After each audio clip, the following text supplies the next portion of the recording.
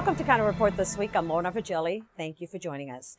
We start the show this week with news for working families. There are more than 70,000 people who live in poverty here in Montgomery County. But a bill that has been passed by the County Council is being called a huge victory for working families here. Susan Kennedy has the story. Susan? Lorna, in a move that puts Montgomery County on the map, the County Council has voted to increase the minimum wage, and it came after a spirited debate. Councilmember Rice. By the year 2017, those Montgomery County residents working in minimum wage jobs will be making $11.50 per hour. This historic vote by the council is designed to balance the needs of county workers and businesses that are still recovering from the national recession. Mark Elrich is one of the bill's sponsors. I always thought that we ought to be thinking about what this actually means for people trying to put food on the table.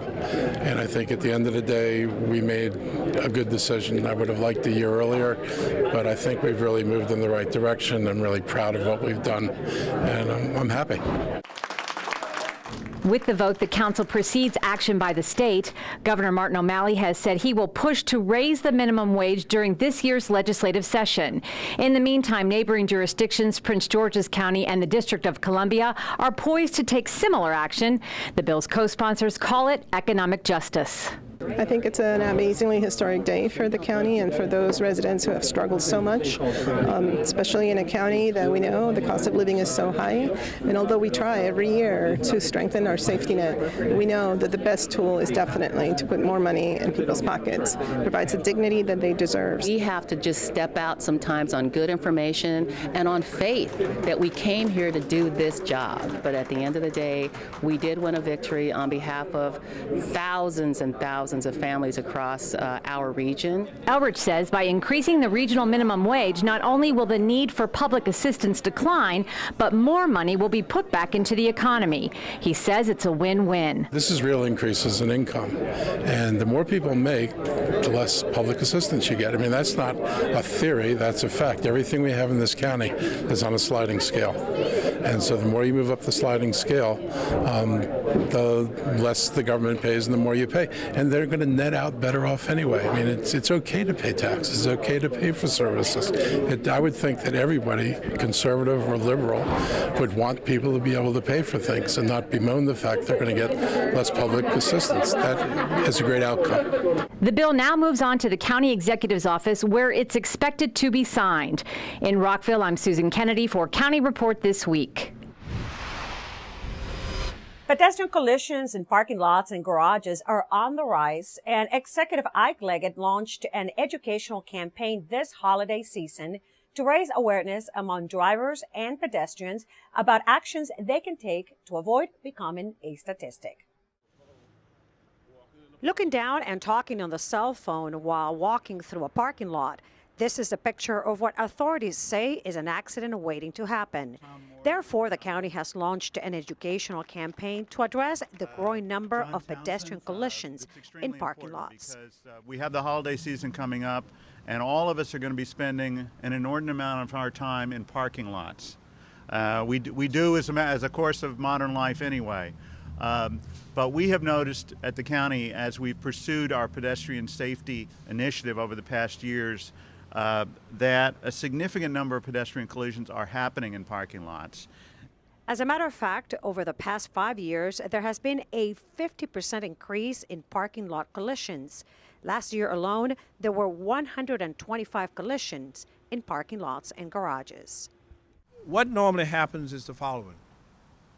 There are drivers who are not mindful of those who are walking pedestrians.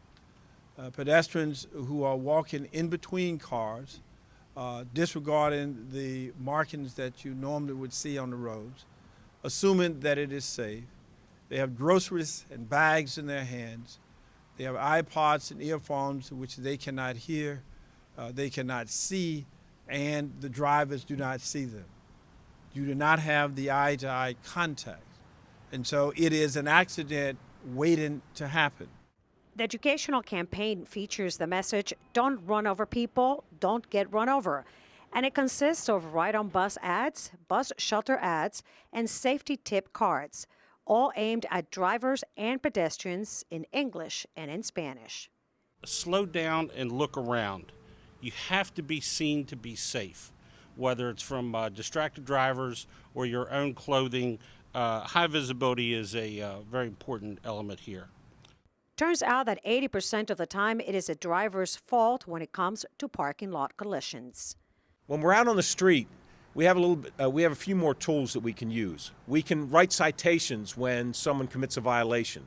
We're at a bigger disadvantage in a parking lot because on private property, police can't write citations for these violations. So it's important for us to focus on prevention. It's important for us to focus on awareness and education. Thus, the county has partnered with several retail property managers and owners to bring the safety messages directly to drivers and pedestrians in parking lots. The Montgomery County Department of Finance's Tax Compliance Office has identified about 5,000 accounts mistakenly claiming homeowner tax credits. The Homestead Tax Credit program benefits many eligible homeowners every year to get a credit on their property tax bill. However, one of the requirements is that the homeowner must reside in the home. The department produced a report that indicates that 5,000 accounts do not meet this criteria.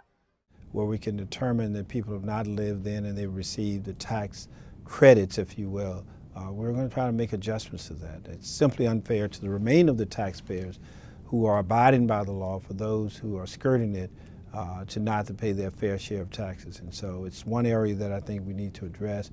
And we're going to go after those who have violated the law, at least gotten the credits, and to make sure that they pay up. And there are some very strong measures that can follow if, in fact, we find that people have not paid taxes that are actually due to the county. We'll send out notice to them and, first of all, ask them to pay or show why they should not pay, and we'll proceed accordingly therefrom.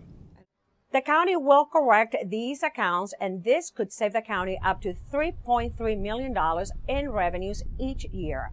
Homeowners will be billed retroactively for the periods that they did not qualify and received the credit. The county turned to its residents for advice on new data projects this week. My MC Media's Valerie Bonk has more from the county's first open data town hall meeting. Montgomery County wants its residents to speak up, and tonight they had a chance to do just that, telling county officials what information they'd like access to online. The blank pieces of paper serve as empty canvases ready to be filled with ideas. The crowd at the Bethesda Chevy Chase Regional Center came for a chance to be heard at the first town hall of its kind. It's pretty resource intensive to get these things published, so we want to get input before we just start taking a kitchen sink approach to publishing data. And it's not a small feat. The county has more than 800 sets of data to mine and prepare for new innovation projects. After this, we take the input that we gather here tonight, but then process it into our open data inventory and open data implementation planning process, and decide which data sets are needed sooner than later.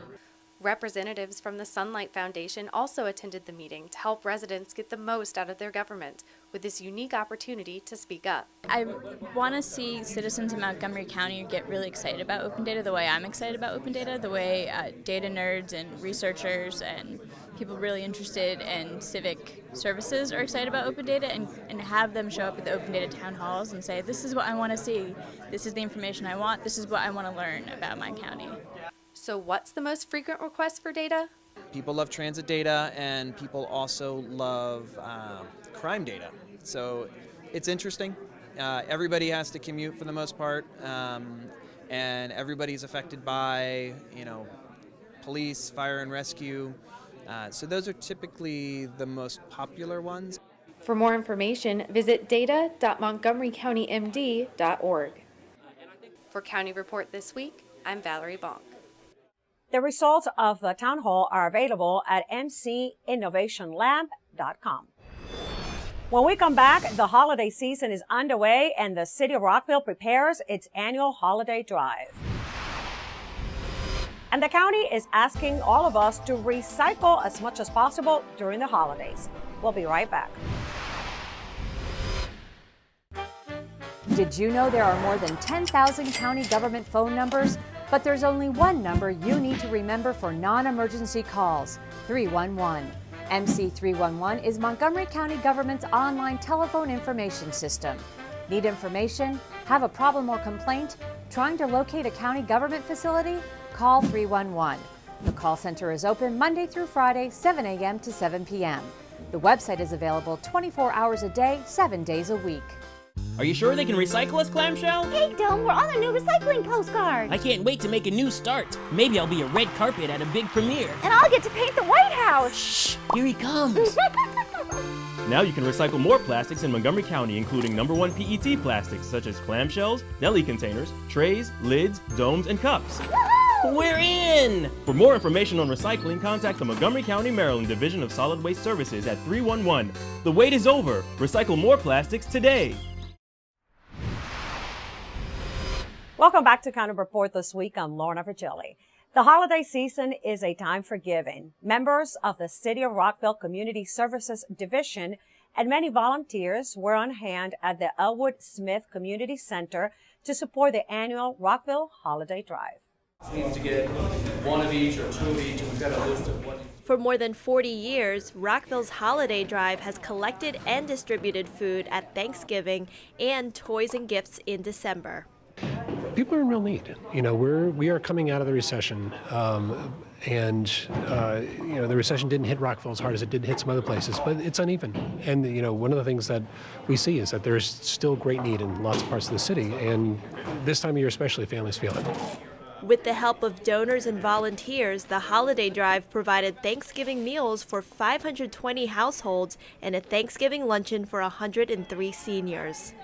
Rockville's a generous city, and I think people are grateful for the opportunity to kind of channel that generosity a little bit. That's one of the great things about the Holiday Drive is that it allows, in an organized fashion, for people to get together in schools and businesses to donate goods, to donate their time, and really come out and help their community. While donations for Thanksgiving have already wrapped up for the season, there is still time to help. For more information on how to give, contact the city's Community Services Division at 240-314-8310 or go to rockvillemd.gov/holidaydrive. I think the more you give back, the more you receive, and it makes you feel good. It just feels good to do something for others. As the holiday season gets underway, we would like to remind residents that the county's Volunteer Center has a number of volunteer opportunities available during the upcoming holiday season. This week, we had Bruce Adams from the Office of Community Partnerships as our guest on our Spanish language radio show to invite the public to take up on volunteerism during the season. We want to make sure that Montgomery County is the most welcoming community in all of America, and part of that is volunteering. Part of that is rolling up your sleeves and helping your neighbors. And in the holiday season, that's especially important. So people who want to help with the Holiday Giving Project can email holidays@awidercircle.org, or you can go on montgomeryserves.org on the web and find all kinds of holiday service opportunities. Just visit montgomeryserves.org to find a volunteer opportunity. Holiday shopping, eating, and unwanted mail are great opportunities to recycle due to the many items generated during the holiday season. Residents are asked to reduce, reuse, and recycle during the holidays and, of course, every day. We need your participation to reach the goal to reduce waste and recycle 70% of our waste stream by 2020. Please try to recycle everything possible. The county has the highest recycling rate in Maryland, and ongoing participation in recycling initiatives by residents, employees, and others is critically important as the county strives to achieve its ambitious recycling goal.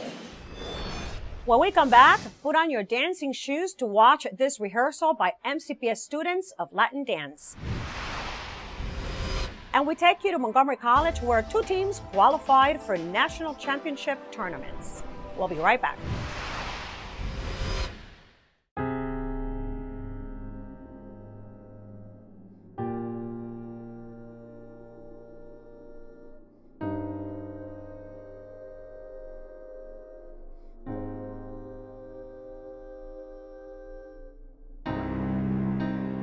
There's a reason why area law enforcement are out enforcing pedestrian and traffic safety laws and preventing killer pedestrian crashes. Be alert. Be street smart.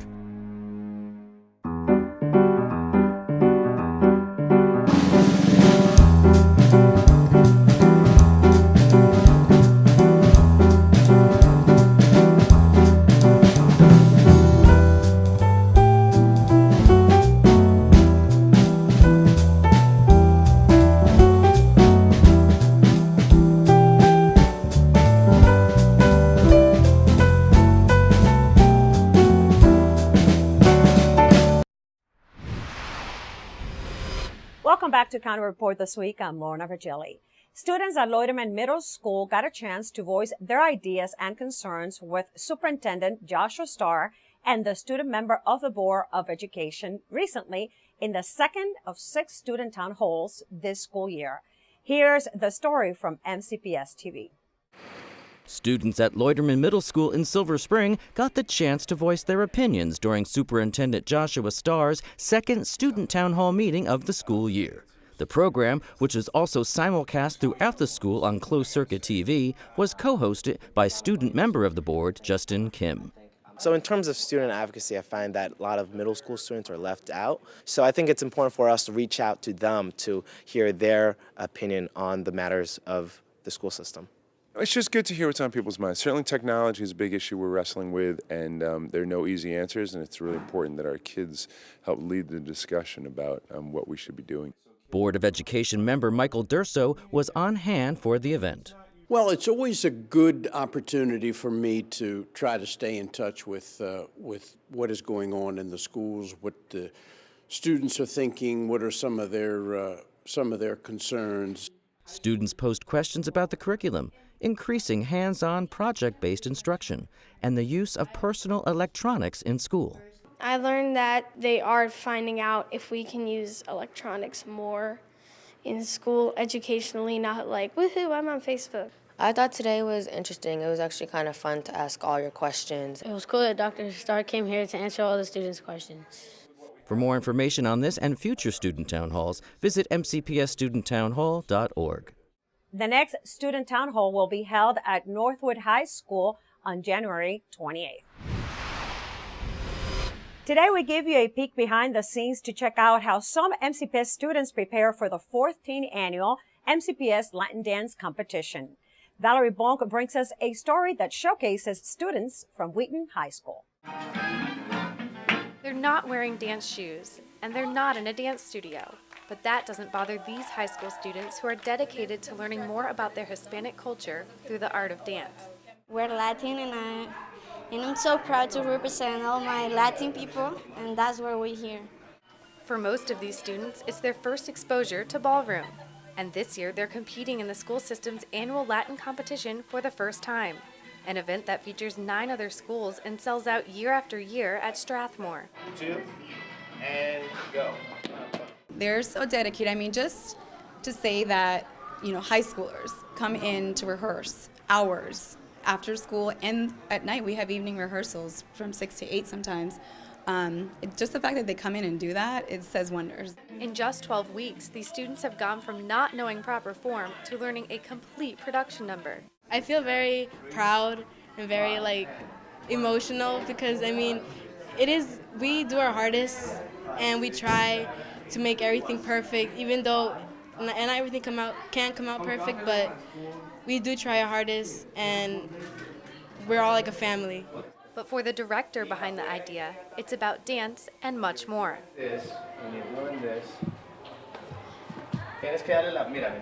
We're using music and we're using this program to actually kind of catch them and be able to talk to them, to keep them in the right path, to talk about self-motivation, to talk about teamwork, respect each other.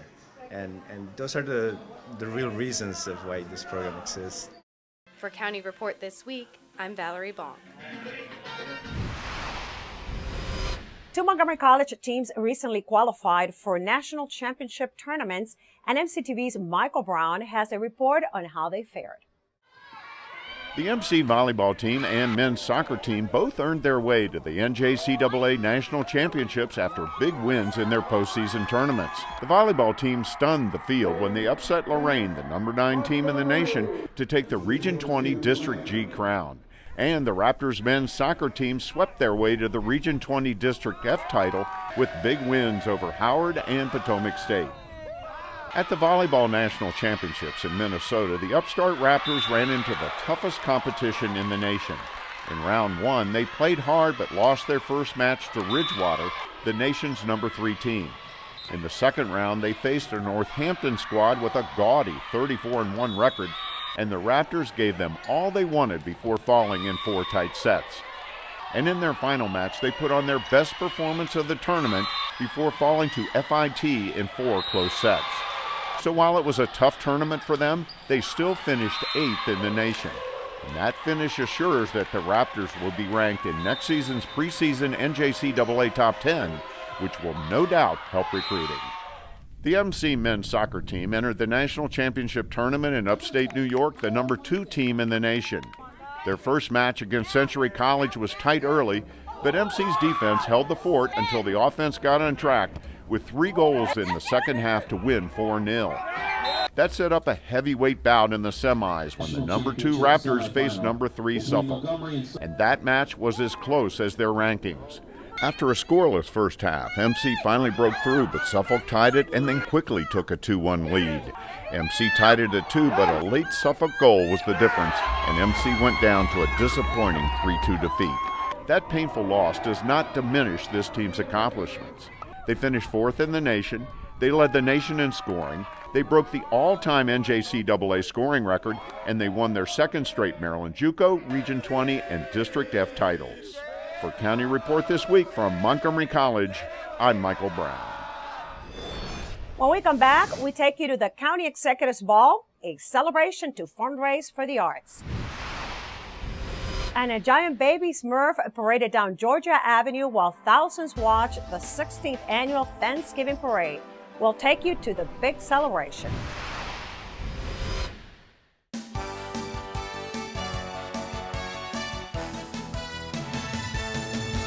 Now's a great time to register for Montgomery College's spring semester classes to make sure you get the classes you want when you want them. Choose courses from more than 130 majors and programs offered at our campus locations and online. You can register today online or at any of our 3 campuses.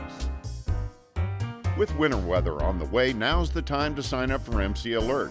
Receive college closing, delay, and emergency information via text message and email. The service also sends important information about Montgomery County weather and traffic events. Come out and support your Montgomery College Raptors. Men's and women's basketball seasons have just started, so make plans now to root them on. Schedules are posted online at montgomerycollege.edu/athletics, and you can follow the teams on social media for the latest news.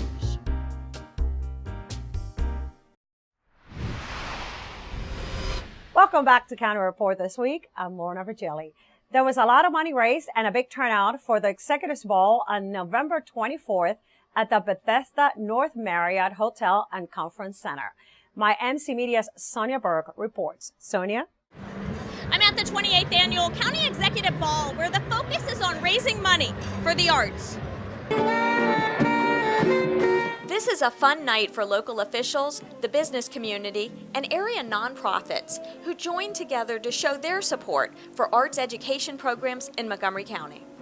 We have nearly 1,000 members from our community here this evening to share in one common cause, which is to raise money to support arts and education programs all throughout Montgomery County. And tonight we may make $400,000 for the community, for the not-for-profit arts and humanities community, which is phenomenal. We're so excited. This event is completely run by volunteers, and it begins with a reception and receiving line. There's also live music, dancing, a silent auction, and this year a Toyota Prius was even raffled off. For me, it's about honoring the arts in our community and how important they are to our cultural life, to, if you will, the soul of Montgomery County, and of course the economic contribution it makes as well. So anything we can do to support artists in every way Amen. Montgomery County Executive Isiah Leggett said he was impressed with the turnout and the organizers. I think it's a little bit more than we've had in the past, so I think it goes to the work of the committee, my wife and Tammy and others who really built this up. They've done a fabulous job, in my opinion, of increasing the turnout, raising additional revenues, and really coming through for arts. We have a lot of volunteers. That is the jewel of our county. We have people that volunteer their time, their expertise, and their service to ensure that something like this is a success. And indeed, it is a success tonight. For County Report This Week, I'm Sonia Berg. Every week, we bring you a pet that needs adoption in our Pet of the Week segment. And here is Kathy Stanhope from the Humane Society with Shadow, a male cat that needs a home. Hi, this is Kathy Stanhope with your Pet of the Week at the Montgomery County Humane Society, and we are here with Shadow. Shadow is a very handsome gray, short-haired cat. I think he's about 4. He's been at the shelter here for a while and he's looking for a home. And this is a very big boy. This is a whole lap full of cat. And he's very sweet. He really does like laps to sit on. He likes to be pet, and he particularly loves, I don't know if you can tell here, but he particularly loves chin rubs. He's a really nice guy and he really does need a home. Please remember, when you're looking for a new pet, always consider adoption first. And we have everything you could possibly imagine, from the dogs and cats that you always think of when you think of the shelter, to the guinea pigs and the hamsters and the ferrets and the gerbils, even occasional duck or rooster or pot-bellied pig. So when you're looking for any new addition to your family in the pet department, please give us a call at 240-773-5960 or visit us on the web at mchumane.org. You can see Shadow there and all his friends. Give us a call. It is that time of the year when Brookside Gardens lights up for the holidays. However, Garden of Lights needs some extra hands, volunteers to help out with the light display. Here are our friends at Brookside to tell us how you can help. Here at Brookside Gardens, our Garden of Lights holiday display, which includes over 940,000 lights in many specialty forms, are all set up and managed with the help of volunteers. I'm Jared Ashling, the volunteer coordinator here at Brookside Gardens in Wheaton, and we have so many ways for volunteers to get involved with our holiday light display. Once the light display is open, volunteers are needed to work evenings from 5 p.m. to 10 p.m., 7 days a week, helping to direct traffic in our parking lots, answer questions with guests, and provide interpretation throughout the light display and conservatory exhibit. It can be cold, so plan on bundling up in your warmest winter coat. But don't worry, during your breaks you can warm up with a cup of hot cocoa, listen to live bands play holiday tunes, and get into the holiday spirit. Students, if you're looking for a fun and unique way to get into the holiday spirit while completing your student service learning hours, think Brookside Gardens. Over 20,000 people lined the streets in downtown Silver Spring to watch the 16th annual Montgomery County Thanksgiving Parade. Local marching bands, fire engines, clowns, animals, glittering floats, and a giant baby Smurf balloon were part of this year's festivities. Here we leave you with some sights and sounds of the parade. And with that, we close this edition of County Report This Week. We invite you to check out our open data site where you may review and analyze all sorts of raw data. Visit data.montgomerycountymd.gov. We would also like for you to like us on Facebook. Join us again at this time every week for a look at what's going on inside Montgomery County. I'm Lorna Virgilí, and thank you for watching.